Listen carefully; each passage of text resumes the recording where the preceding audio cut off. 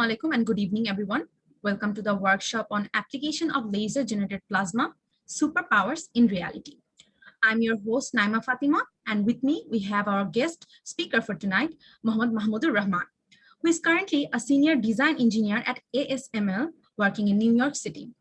Now, if I may give a brief introduction about him, Mohammad Mahmudur Rahman sir has done it all in his post-graduation life. He has diagnosed spark discharge coupled to laser aluminum plasma by optical emission spectroscopy and ion time of flight. He has generated C6 plus in a spark discharge coupled laser plasma.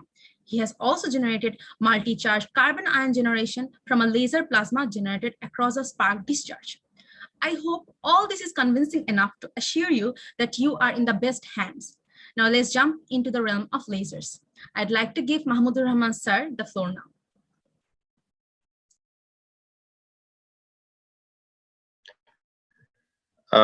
Okay, thank you all.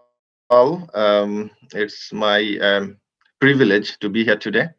So let me start with my presentation. I'm going to just cut off this video. I think it will help to the bandwidth.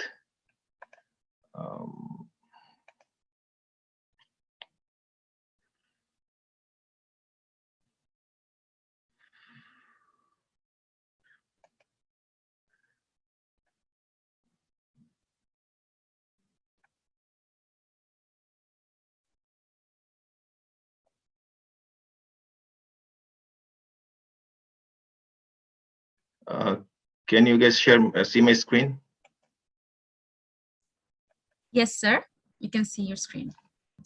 And you guys hear me okay, right? Yes, sir. Yes, sir. Okay. Okay. Let's start. So today's topic is the application of laser generated plasma. My name is Mahmudur Rahman. I'm working as a senior design engineer in ASML USA. So what is the agenda for today? I would like to give some self-introduction first. Then I'll go into the some brief overview of laser.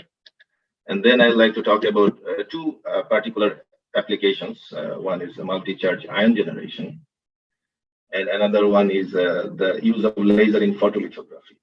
This is the two applications that I was involved. So first one was my PhD research, and the second one I'm working right now in this. I'm not going to go like a very detailed like equation level. I would like to just give you some kind of overview. I would like to show you some like give you some hint, like it's all there in internet and in the literature, right? So as long as you know what's going on, you can definitely figure it out. You can just, if you are interested, you can just go and read about it more. So, okay.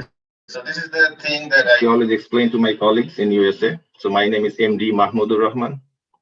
The MD is actually short form of Muhammad, which is used in Bangladesh, Pakistan, and other South Asian country. It's very unique. You don't see MD in the Middle Eastern country anyway.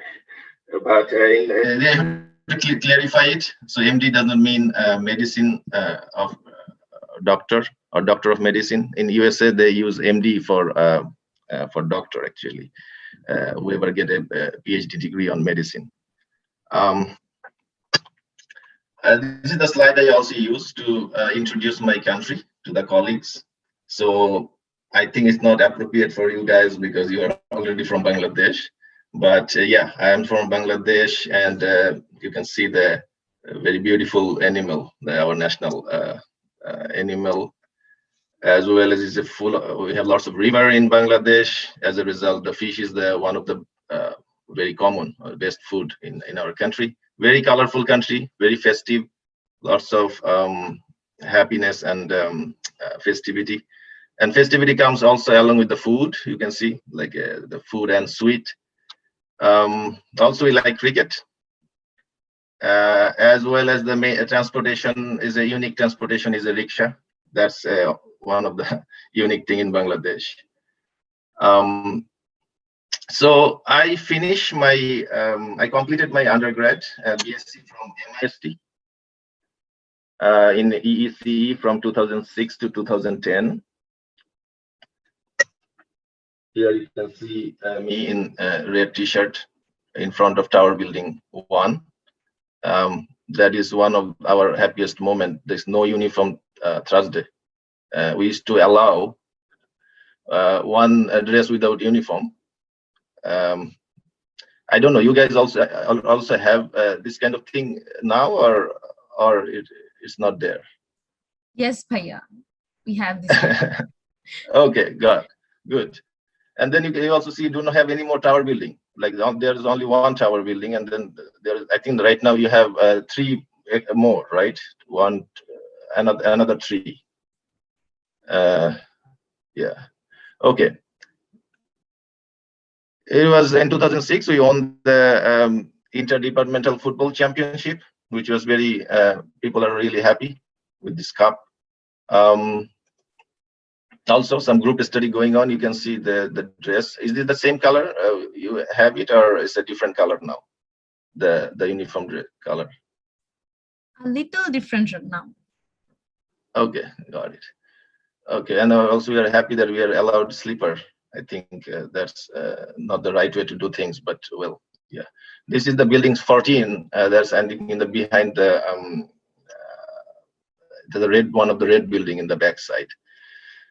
And then we are also celebrating Poila Boishakh 2008. Very happy. Rag Day is going on. We are going to graduate soon. And then eventually we finish our graduation in 2010. After that, I work as a lecturer in MIST from 2010 to 2013. As you can see, you see 5 people, very happy face. Everybody is having good time. Graduation picture. This is a graduation picture of 2006. Not too happy anymore. Looks like very serious face. And then also Poila Boishakh celebration is in 7. More picture, graduation picture, more Poila Boishakh. And then of course football is going on in the MIST field. This is me looking for the ball, but well, anyway. And then also a study tour is going on. So that was very colorful life in MIST as a student and as a teacher. We had a very good time. After that, I moved to USA from 2013 to 2019 to pursue my PhD from Old Dominion University. It's in Virginia, USA. Again, when you come to USA, the first thing you do, you take a picture in front of the Statue of Liberty. So you have it here. And also you try to figure out tiny whatever you don't know. So this is a optical, this is a photodiode. We are trying to figure out what is it. This is our lab. And also whenever you see something unknown, you try to take a picture with that. So who knows what is this? Any idea here? This animal? So it's a llama, I guess. Right. Yeah, you are correct. So the whatever Tintin fan, they would know. This is called llama. We don't have it in this in the Asian countries. It's exclusively found in South America. And yeah, so that was a new thing for me. So taking picture, selfie with the llama. Also, you are gonna miss your country so much. So you are gonna arrange some cultural, some Bangladeshi night, cultural activities in USA.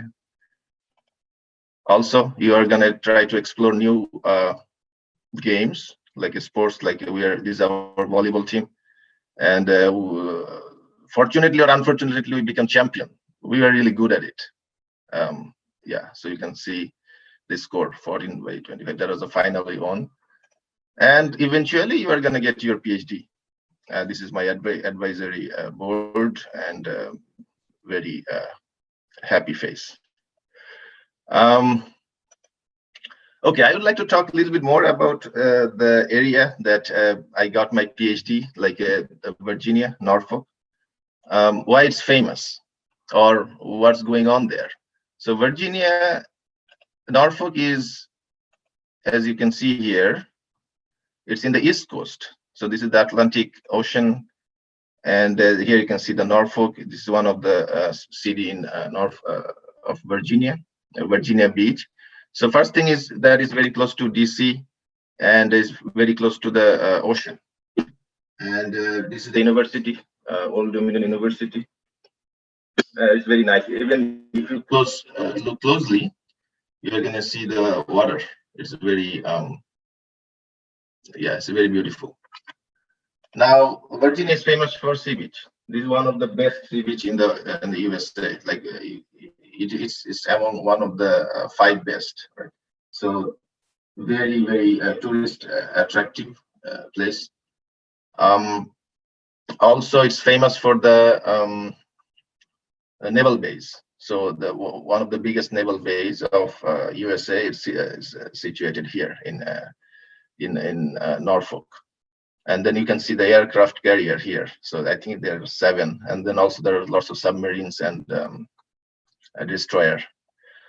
Also, it's famous for another thing which is called the National Lab, Jefferson Lab. It's also situated in this area. So I'd like to talk a little bit more about this, how this lab system works in USA. So in USA, these are very prestigious lab. These are all funded by government. So you can see the very big names here. Also, some of them are in East Coast, some of them are in West Coast, and almost all over the country. And each lab, they have their own research facility. They're doing a tremendous job like that. That's very good research going on in this kind of lab. And the lab I'm talking about is the Jefferson Lab, which is in actually it's in Newport News. It's a little bit far from Norfolk, and it looks like this. So what's going on there? They have a particle accelerator in this in the Jefferson Lab. So are you guys anyone familiar with particle accelerator? Okay, if you are not familiar with particle accelerator, what you have to do, you have to watch this documentary. This is a award-winning documentary in Netflix. You guys are really gonna like it. But I can give you a little bit idea what's going on here. So what happened here? This is called injector. From in this side, there is some injection happen, like some particle or especially proton is injected to this accelerator facility, and then these protons are gonna circulate like over and over and over again, and for each circulation is gonna gain some energy, is gonna speed up, and when it gain sufficient energy, now this thing is gonna hit the sample. It could be anything, whatever you want, like whatever scientists are looking for, and then it can hit, and then it's gonna produce different types of this could be a different type of particles, some new particles, some new information, and these are the test Hall A, Hall B, Hall C. There are different type of detectors are there which can detect the energy, the time of flight, this kind of information of this particle. It's a huge facility, but this is not the biggest one. The biggest one is in Europe, which is called CERN. This documentary is about that particle accelerator facility in Europe. But that's very cool. Please ask me any question. I mean, I want to make it like a little bit interactive. If you have any question, anything you want to talk about, just feel free. I know, I mean, you guys want to make it a little bit formal, but I mean, that's fine. We can have a question answer while I'm presenting, right? So feel free to ask any question, any query, anything. That's fine with me. Okay. Yes, sir. Yeah, sure. You don't need to tell me sir, and the sir is actually introduced by British people. So we somehow we are kind of is not necessary. You can call me Mahmoud. That's fine. Okay. Let's move on. At this point, let's talk about my PhD process. The research project I was involved first is solely is completely about laser. So I work in laser lab for almost 6 years. We had various types of laser, different types of laser. So I was involved in two different projects. My first project was development of laser spark multi-charge ion source, and then development of femtosecond palm probe optical spectroscopy. Today, I'm not going to talk about this palm probe spectroscopy. I'd like to mainly focus on this multi-charge ion source, because this is very much related to the work I'm doing now in ASML. So, I mean, you can tell me that this work actually helped me to get this job. Okay. Now try to explain each of this picture. So anyone has any idea like what is this, or anybody familiar with this kind of chamber? We call it chamber, right? Okay, I think not, because I also did not know. When I go to USA, this is the first thing I see, and I was like, okay, what is this? What's going on here? No idea at all. So all the scientific, like this particle research or some of the laser research, it needs a vacuum environment. You cannot do it in air, because air is already full of contamination. In air, you have particles, you have oxygen gas, nitrogen, argon. There's so many different type of gas. So you cannot run the experiment in the air. Instead, what you need a vacuum environment. To create that vacuum environment, you need this kind of chamber. So what's going on here? There are some 2 or 3 types of pump is connected. When you run the pump, it kind of take out all the air, and it creates a vacuum environment inside this chamber. And then you can run your experiment, which is vacuum means is clean. Like now, nothing is going to interfere. So suppose if you have aluminum sample or whatever carbon sample, and if you use a laser beam from this laser, and then this laser beam is going to come, and you use a lens to hit the sample inside, whatever is going to create aluminum particles, aluminum ions, is only going to be aluminum. Nothing is going to interfere with it, right? So that's simple. So this is a vacuum chamber, and you use different types of pump, turbomolecular pump, and ion pump, as well as mechanical pump, to take out all the air out, and then you can run your experiment nicely. This is a smaller version. This is another. This is a small one. I used to work with it for last 3 years. Yeah. So okay. This is my second experiment that I did. Okay. Now let's talk about the laser. So I work with mainly ND Q switch laser and sapphire femtosecond laser. So how we are going to classify the laser? So first of all, when I say Nd:YAG, we don't have any idea what is the Nd:YAG laser or sapphire laser. And when I'm saying like 500 millijoule, 10 hertz, 7 nanosecond, and 1064, it's very hard to understand, right? So to understand that fully, let's go to some basic of the laser, how the laser works, and then let's try to figure out, can you understand it or not? Like if you see this kind of tag, can you figure it out? Okay. Now laser basic. To make a laser, first thing you need a laser medium. That's the first thing. This laser medium is very important. It can be gas, it can be a solid, it can be a semiconductor, it could be dye laser, it could be but mainly the gas, solid state. Right now there are lots of work going on in semiconductor laser. So when I say gas, it could be a carbon dioxide gas, like different type of gas, like carbon dioxide, ARF, KRF, helium, neon, and each like gas is going to produce a specific wavelength of laser. It's going to lasing with a specific wavelength because of the band gap or of the energy distribution of that particular material, right? So if you choose carbon dioxide laser, it's going to produce a laser light. The wavelength would be 10 micrometer. If you choose a helium neon, then the wavelength would be 632 nanometer. Same as solid. So this is, it can be a rod, right? A Nd:YAG rod. This is niobium, yttrium, aluminum, garnet. That's a very complex thing. If you are interested, you can just Google it and try to figure it out. But yeah, these are like a crystal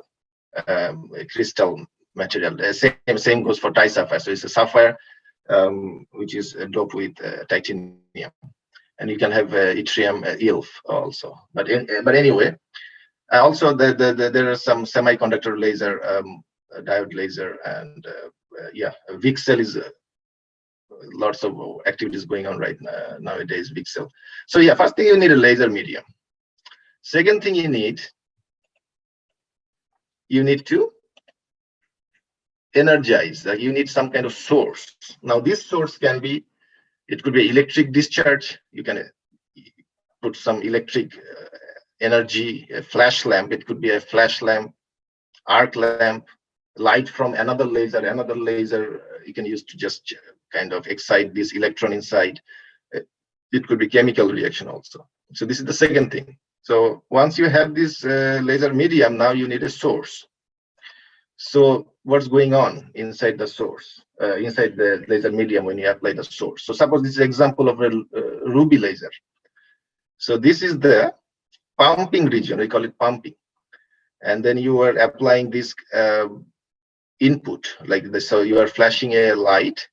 The light has a wide distribution. The light distribution is energy wavelength distribution is from 600 to like suppose 450, 300.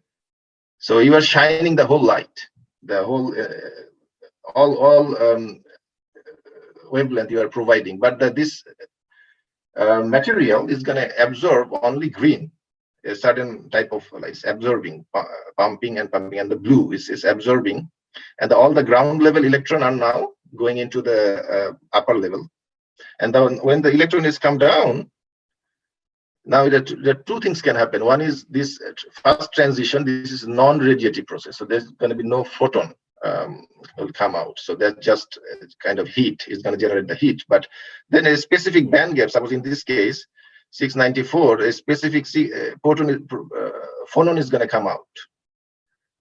Photon is going to come out from here, like 694. This is called lasing, and then you will get like a sharp, like energy, a sharp peak, like just a particular wavelength.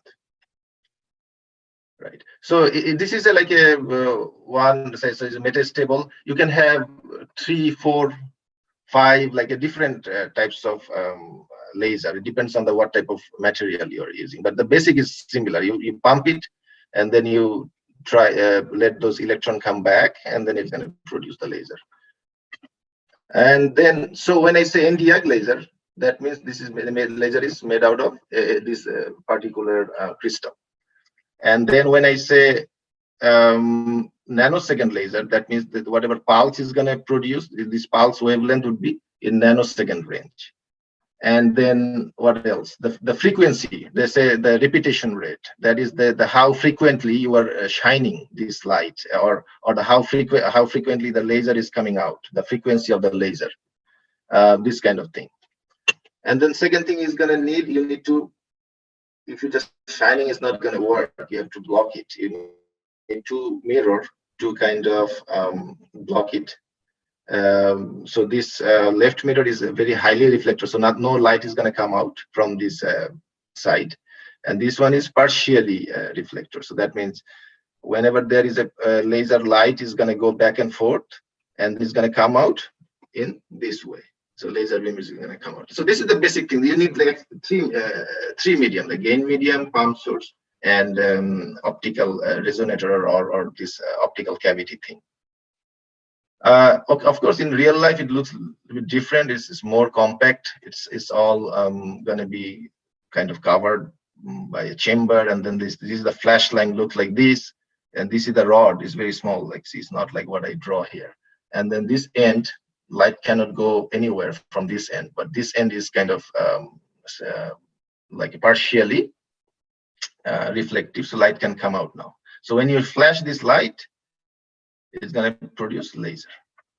Now question, can we see all type of laser beam? What do you guys think?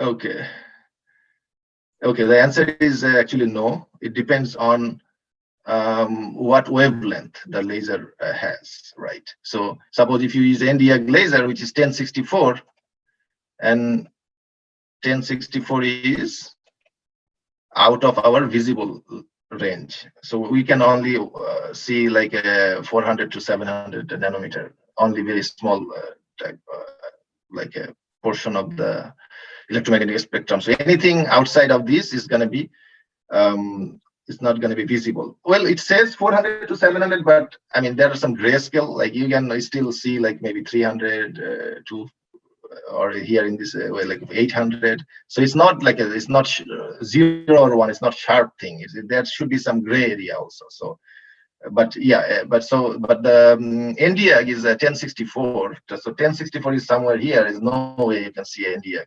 So Nd:YAG laser, you cannot see it. So if the laser is there, you enter into a laser room, you have no idea what's going on there. You can kind of get hit by laser. So that's very important to maintain some kind of safety. So this is the second thing, the laser classification. Whenever you go into a laser room, you're going to see this kind of sign, like a danger sign, like that laser is in effect. Be careful. Laser can be classified in here they classified in class 2, class 3, class 4 on basis of their energy. So if it is high energy, anything above 500 milliwatt plus, that is going to be that can harm. I mean, if it hit your eye, that's going to be really bad for that person. So that classification is very important. There are, of course, work safe with laser, this kind of instruction needs to be maintained. So first thing, that you cannot be in the same level as laser. You cannot look at laser light. Even if you cannot look at the reflection of the laser light. You cannot move towards laser beam. You cannot cross laser beam. You should not leave the room where the laser is. So these are all I'm talking about, like very high powerful lasers, like the medium level or class 3 or class 4. Class 2, I mean, that's low power, so that is not applicable. Also, you have to obey the restriction, and this is very important, like the goggles, laser safety goggles. Whenever you are in the room, you have to wear the goggles. Yeah, so here you can see I'm wearing these laser goggles. Let's see what else we can find out here. So this goggle, it says that optical density is 7. So this is specified, like 960 to 1064. So any wavelength in this range, its optical density is very high, so it's going to block it. Now this is also very important. So you have to know your laser. So now this goggles is not going to work for a UV laser or a different wavelength. So yeah. Also, the laser room is also kind of, there is no window in the laser room. There are some laser curtain. I don't know, I don't see it here, but also there in the door there is a interlock system also. Like whenever somebody comes in or goes out, this interlock system, it get affected. It kind of, there is a shutter, it close the laser. Also, it gets some kind of sign like, okay, laser is in use. So this is also, yeah, these are very safety issue, about safety part of the laser. So now, do you understand laser better? I mean, this is just like a 5 minutes introduction about laser. I don't think it's enough, but at least we can, if somebody says like, okay, it's the Nd:YAG laser, that means we know there is a rod crystal inside it, which is made out of Nd:YAG material crystal. The laser energy is 500 millijoule, 10 hertz. So the frequency, the light is coming out in 10 hertz frequency or repetition rate. 7 nanosecond. That means the laser, the pulse, each pulse is 7 nanosecond wide, and 1064, this is the wavelength of this laser. So straight away you can say, okay, this is an IR laser. It's an infrared region, right? Same for the Ti-sapphire. So that means you can see here the Ti-sapphire crystal, the red one. And then this is also, it's 1 watt is the power, femtosecond, 100 femtosecond. This is the pulse width. 100 frequency, 1 kilohertz is the repetition rate, and 800 nanometer is the wavelength. So it's a red laser. So it's 800 is in the red. So it's also IR, but it's you can see it. It's in the visible range. Okay. So okay, we have the laser now, but what we are going to do with it? Let's use it for some application. So what in my PhD work, I use this laser specifically to generate some ion. I'll show you what we are going to do with the ion, why we need the ion. But basically, this ion can be used for a different type of application, like ion lithography, cancer therapy, creation of the nanostructure. You can create DLC, graphene, this kind of with carbon ion. So you can do lots of good stuff with this multi-charge ion. And when I say multi-charge, I can explain it here. So if you have a carbon atom, you heat it with laser. So okay, this is one thing is to be clear. Not only laser, it can use any other some other power also.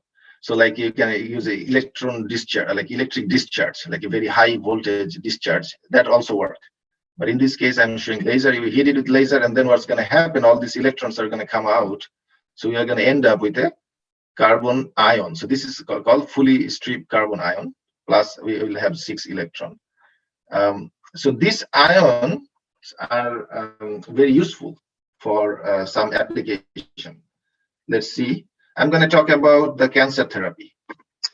So what is going on in the cancer therapy? So I think you guys also heard like a radiation. So they call it chemotherapy. They have a cancer, they're going through chemotherapy. So it's nothing but radiation therapy. So this is the current procedure. Suppose you have a tumor, there is a tumor, and then the tumor has a cancer cell inside the tumor. Now to kind of destroy, to stop the cancer growth, the cell growth, what they do is they use a radiation. So this radiation, it could be X-ray, it could be electron, it could be a wave, like a smaller mass particle, right? So the problem with the dose is now when they apply this dose, it's going to hit the tumor fine, but also there is exit dose. So suppose I don't want this dose to affect my spine, but here you can see this is also affect, like it's hitting the spine, the backbone, right? That's bad. So and then you have to apply very high dose also to kind of hit this tumor. So here you can see.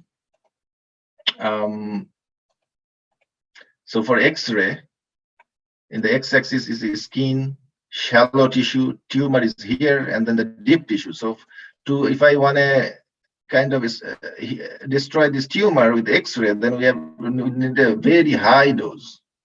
And then the X-ray, we cannot stop it, and it's everything is gonna get affected: skin, shallow tissue, tumor, as well as deep tissue. So it's everywhere. So how to do things better way? So they invented, the scientists, a particle therapy. So instead of this kind of radiation, if we apply particle, if we use particle, the particle is going to be well controlled. So it's going to go and you can hit the tumor here. So here the particle, because the particle works in a little bit different way than the radiation. The particle is going to travel, and the velocity is kind of decreasing, and then all of a sudden it releases all its energy, and the velocity becomes 0. So you can increase the dose gradually. So 1, 2, 3, 4, gradually, and then so there is no exit dose. So deep tissues are not getting affected, right? So they're just gonna stop in that tumor. It's very, very sharp target it nicely. Here you can see the difference between X-ray and the particle. So in the X-ray, it looks like this. So it shows initial peak and then it comes down. What is this guy? This is another X-ray, initial peak and then goes down. That makes sense, right? I mean, when you apply some kind of wave, the wave should show the peak and then it should gradually linearly come down. But the particle or proton, it works differently. It's called like Bragg peak. So it increase the energy instead of decreasing, it increase, and then all of a sudden it releases all the energy. So there are equation and everything. If you guys interested, you can read about it. It's called Bragg peak. It's no way I can explain everything here. So this is what scientists are using to kind of doing the proton therapy or carbon therapy. Different type of ion can be used. So this is one of the use. Now, why laser? I mean, this ion we can use it we can create it with other ways, like the ECR, electron cyclotron resonance, electron beam ion source. There are other methods we can create these ions, right? But the problem with it, all this method, these are very very big, and I mean, it needs magnet, it needs microwave, so it's very difficult to create the ions in this traditional ion source. So the problem is expensive and difficult to move. You cannot. So if you have a cancer patient, is kind of difficult. So we are looking for something portable, very small, nice. You just can have it in your house or something like that. Yeah. So let's create ion with laser. A very nice picture of the aluminum. So how we can produce some ion with this laser. So here you can see this picture is taken by a DSLR camera. Actually, it's not a good one, but people do very good job nowadays. Like they take very nice pictures. But anyway, so when the laser hit, you are not going to see the laser beam because it's an IR laser. So IR laser is not visible when you hit it. It produces this kind of plasma. So what is plasma? Plasma is ionized gas.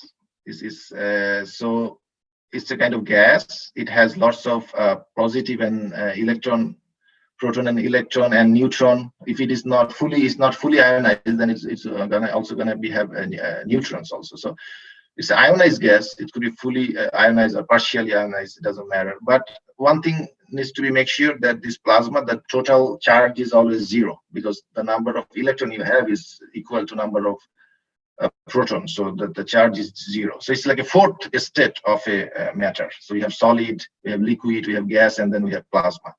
So after gas, when you make it, if you can make it ionized, you can have this plasma.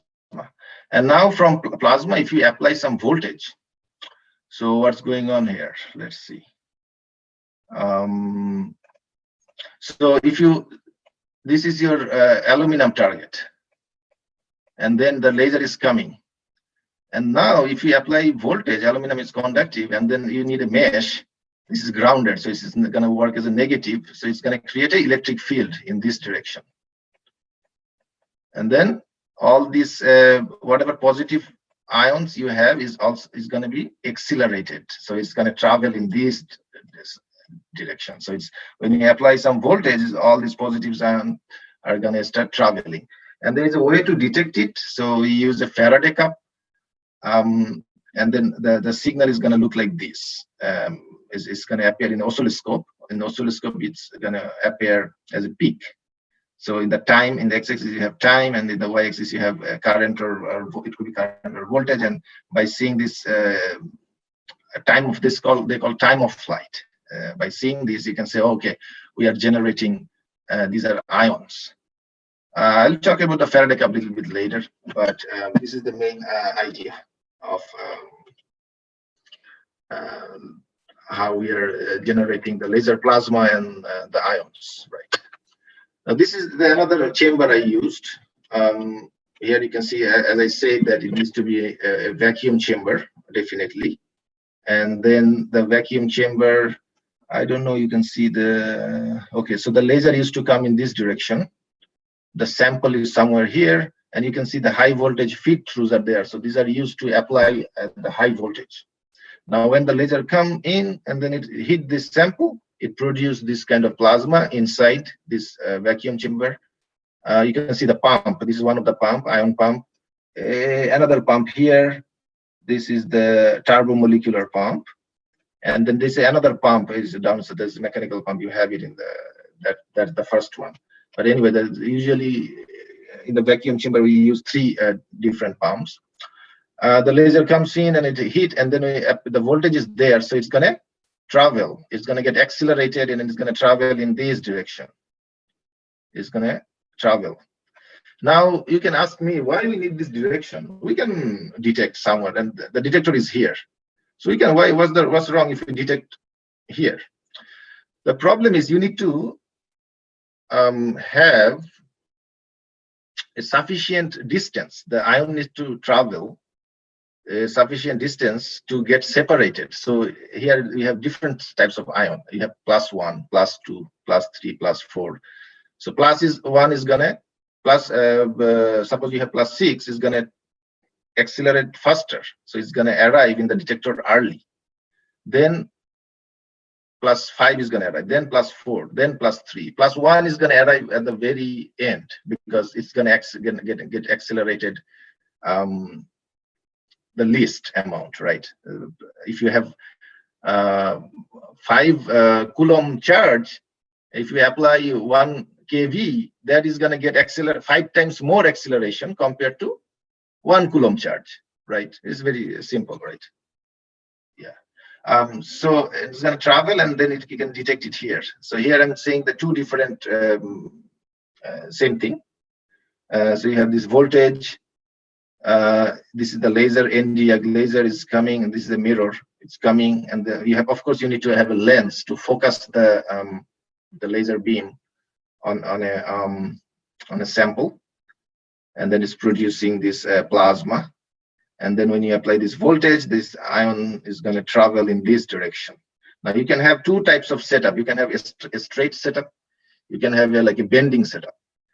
A straight setup is gonna tell you like how many ions you are creating. So it's gonna collect all the ions. So you can tell total number of ions that whatever you generated here. But it's very bad for detecting. It's gonna be a little bit difficult to tell like what types of ion. Like is it +1 or is it +2 or is it +3? If you want to know, like, okay, what is the charge, what types of ion, then you need this bending setup. So you need this. This is called ion energy analyzer. This ion energy analyzer, it works on basis of a very famous equation, E/Q, right? So that ratio, whoever ion is going to maintain that E/Q ratio, that thing is going to we can select ion in that using that equation. So that is important when you want to know what type of ion is what charge of that ion you are generating. Yeah, here you can see it here. So what I was saying here, this is kind of simulation. You can also do it. So first, when you do a research, you do the simulation first. Like, okay, what should be the angle? How much I want to bend? So in from the simulation, you know all the dimension, how many centimeter, how many, what is the length, what's the width. These are all handmade. We made it in our lab. It could be different for it could be different for other PhD student. Maybe if you are lucky, you go there, you find it there. It's already there. But we are not lucky, so we had to made it. We had to do the simulation, and then these are all handmade. So we have to put this screw. This is the insulator. This is that bended sheet, and this is the feed through to apply voltage. One is in this side, and another one is the other side. So you can apply voltage, and then ions are coming. So it has bunch of ion. It has +1, +2, +3, +4. Now here you can see some ions are gonna hit in this wall. Some ions are hitting this wall. When you change voltage, you can pick up a particular types of ion. So a particular E over Q, you only +1 is going to come out. For a particular E over Q, only +2 is going to come out. The same way, +3 and +4 is going to come out. So it depends on how much voltage you are applying. That is called ion selector or ion analyzer. So in this way, you can pick a particular types of ion. This is a ion lens. So we know all know about optical lens, but the same thing can be done for ions. So if you want to focus the ion, you can have this kind of ion gel lens to focus the ion. So you apply voltage in the middle one, and then the first and third one is grounded, so it can focus the ions. So you can play. So same as the light, this ions is also work kind of same way. You can focus it, you can defocus it. Yeah, this is the Faraday cup. Faraday cup is used for detecting the ions. So you can detect whenever these ions are coming, it hit this cup, and then it produced the signal, like it produced the electricity. This is very small signal. These are very tiny signal, like it's in micro level. So the ions comes in this way, and then I'm not going in detail. I mean, if you really want to know about Faraday cup, it's all there. I mean, you can just read about it. But I'm just showing you what's going on there. I mean, it's very amazing. Like the research is going on. Yeah, let's move on. Oh, you can play around it. You can do so many things with this stuff. So we also apply some electrode. This is an electrode. We apply some voltage to amplify this laser plasma. So now with the laser plasma, you can see it's big. It's doing so many stuff now.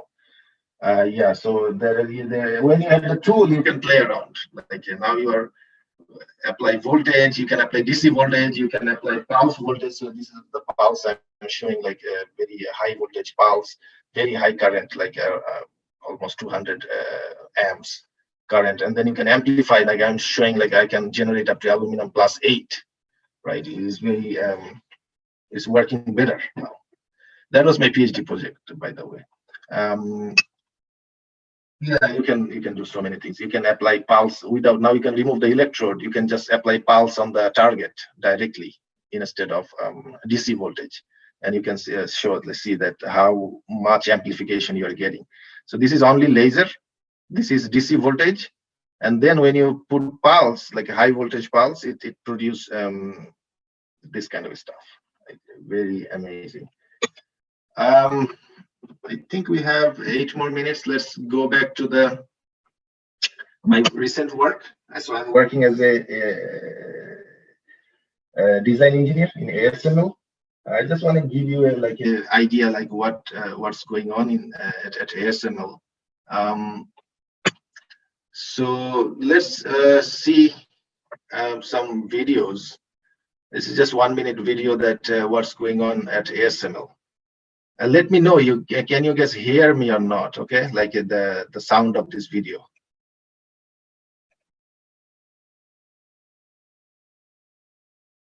Can you hear the sound or no? No, sir. Huh? No. Okay, so let's do it without sound then. If you cannot hear the sound, then just try to read the text.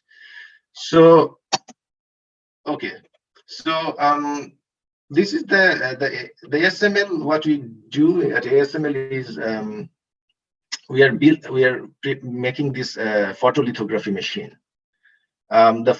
So one thing needs to be clear: we don't make any chip.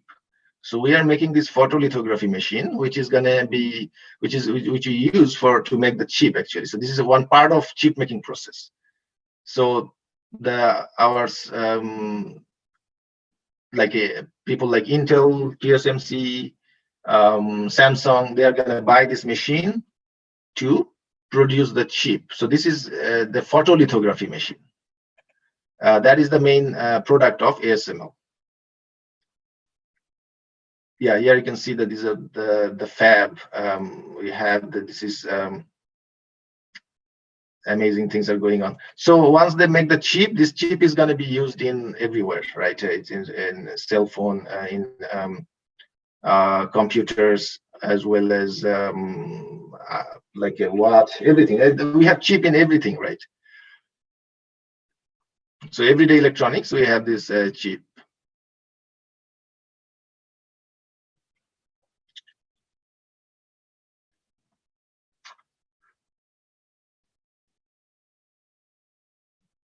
Yeah, this is the office we work.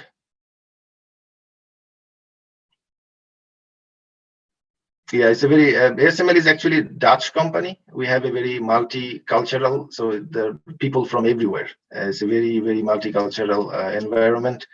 Lots of fun activity going on. This is a robotic competition. Yeah, I never run there, but I mean, well, we have it. Okay, so okay, so I think the idea is clear that in ASML we are trying to build this photolithography machine that it showed in the first picture. So this is the total machine that we. So what is photolithography? Now let's try to understand what is this photolithography thing. I like this video. So these videos, I put this link here. Everything is on internet. If you are really interested, you can just go and study more, but I just wanted to show you what is going on there. So, okay. So photolithography, let's see. So the chip making process, how does it work, right? So the chip making process, it starts from sand. So you have this sand, and then you make this from sand, you get the silicon, right? You melt it, you melt the silicon, but this silicon is not pure yet, right? You need a kind of pure silicon. It's a single crystalline or polycrystalline silicon you have to make. So to do that, after the melting, they're going to insert a pure seed. They call it seeding crystal here. So this seeding crystal is going to grow the singular crystalline silicon around it, and you have to pull it up with a specific rotation, a specific speed. When you pull it up here, so it's creating the ingot. So the ingot, this is called ingot. This is pure silicon, right? It's getting produced. And when you have that, now this is called shaping, ingot shaping. The polish it from the side. Now it's kind of clean, and then you also have to cut it. Yeah, the wire cutter. With this wire cutter, they're slicing this ingot. And now it's not it's a kind of wafer, but you have to polish it because this is not shiny yet. So there is a specific requirement to be the roughness and the flatness. So we have to achieve that. To do that, they call it wafer lapping. So here, this lapping process is going on to make it just like a shiny. Like here you can see like now it's shining. Next step is photoresist layer. So this is a specific material, photoresist, to put it, and which is highly sensitive to the light.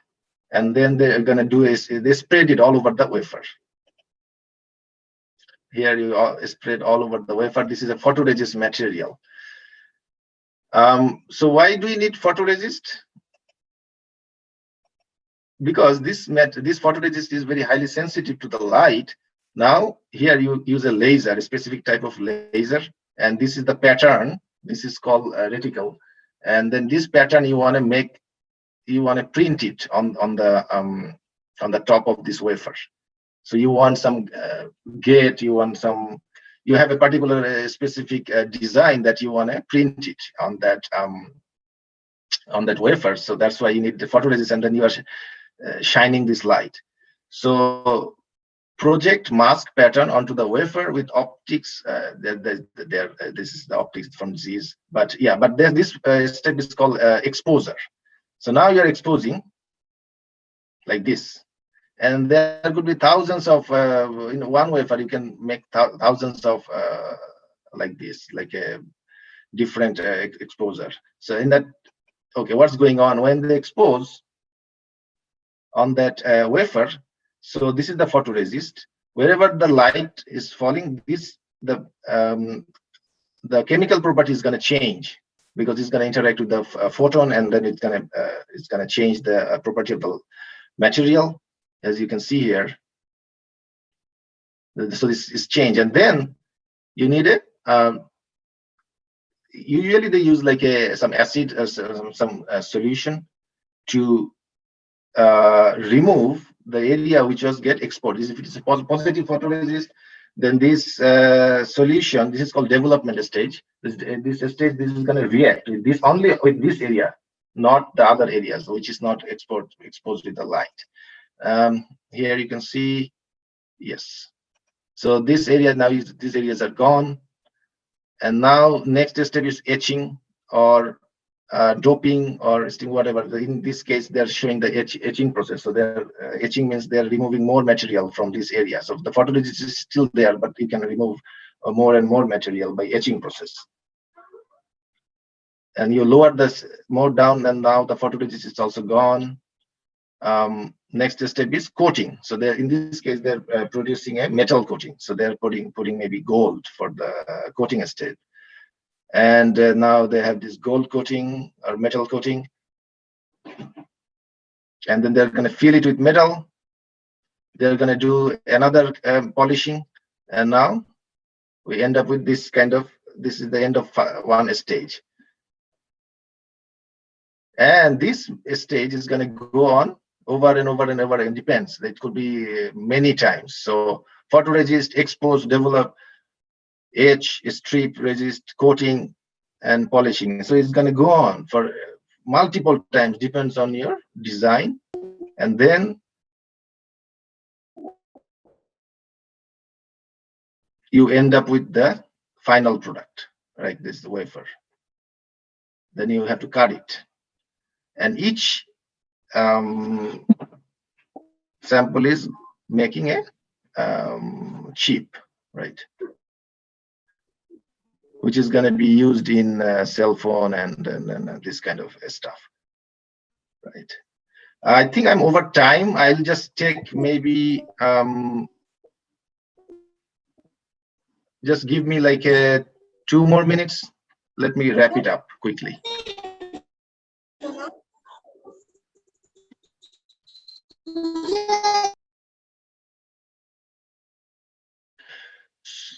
So, so this is called like critical dimension. How we are gonna, so as we know that we are going smaller and smaller and smaller, how to get this critical dimension smaller.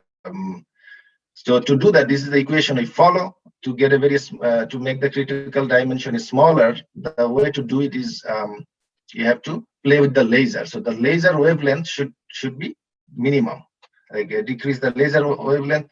Another way to do is the increase the NA, the numerical aperture. So as you can see there, here the numerical aperture is low, and then you make it high, right? So you make this one lower, this one higher, and then you, this is the way you can go for smaller features. So then ASML, what is going on in ASML? The ASML figure out how to create the wavelength, how to create a very smaller wavelength laser, or a smaller wavelength light, in one way.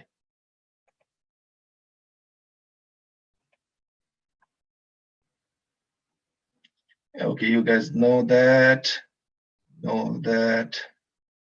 Okay, how we are gonna make a, okay, here.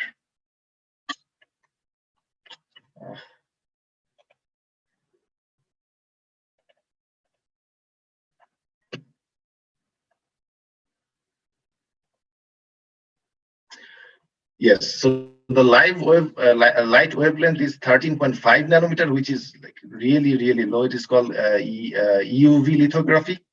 How it done? They use tin droplet. So the tin droplet is coming. When you hit the tin droplet with a laser, it produces that UV light, which is 13.5, as I said. Here you can see this tin droplet is coming, and then when they hit it with the laser, it produces that plasma, actually, to be honest. And this plasma has light of 13.5 nanometer. And 13.5 is very, very small number. And this is the mirror that you are going to use. You have to use a very specific mirror to collect this light, because this light is going to get absorbed by the regular glass. The regular glass will get absorbed this light, and also you have to do it in a vacuum environment. You cannot do it in a regular environment. So that's very important. Yeah, and also you have to get rid of the particle and everything. So the basic idea is that it used like tin droplet, and it hit it with a laser, and then it produced that 13.5 nanometer light, which is going to help us to produce very smaller features at the end. All right. Yeah, this video is also very this video kind of clearly show that how it works. So this is the laser cavity. Laser is building up the sufficient energy. Laser is traveling, and then there are actually two laser beams. First one, when it hit the tin droplet, it kind of prepared the tin droplet. It kind of called pre-shaping. It's going to make it a little bit flat. And the second one is more powerful one. So this is the first one is coming, followed by the second one. First one is actually India laser in this case. So this is the tin droplet coming out, and here you are going to see this is the first pulse coming. So it's kind of flattened the droplet a little bit, and this is the powerful one. And now it's coming, and when it hit, it's going to produce the 13.5 nanometer, the desired wavelength. I think we can stop here for today. Thank you all. I really appreciate the opportunity to kind of present my both grad work as well as the work I'm doing right now in ASML. Yes, so any questions or comments? Thank you all. Thank you, sir.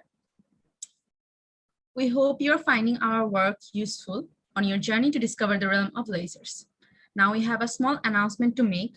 For those who are interested in receiving certification of participation for tonight's event, we'd like to cordially request you to fill up our feedback form for this event that is provided in the Zoom chat. Please answer some simple questions from this event to receive the certificate. And please give us some feedback on tonight's event so that we can improve in the future. The event page will have the links to the recording of this session and the feedback form as well. In case of any internet issue, you can visit the event page as well, but do note that you will not get certificates if you don't fill up the form and feedback. Till now, we have been listening to Mahmudur Rahman sir's discussion on how the application of laser-generated plasma can be a great part of your study. But we are not done yet. We have received an interesting question on this topic, which was submitted by Galib Rabat. The question is, although it is not laser related, I have recently seen the creation of cold plasma where the electrons remain at extreme temperatures, but the atoms are cooled by the flow of helium gas. My question is, if there are free electrons creating the plasma which are at extreme temperatures, how is the plasma still cold? So this is the question given by Galib Rabat. Should I repeat it, sir?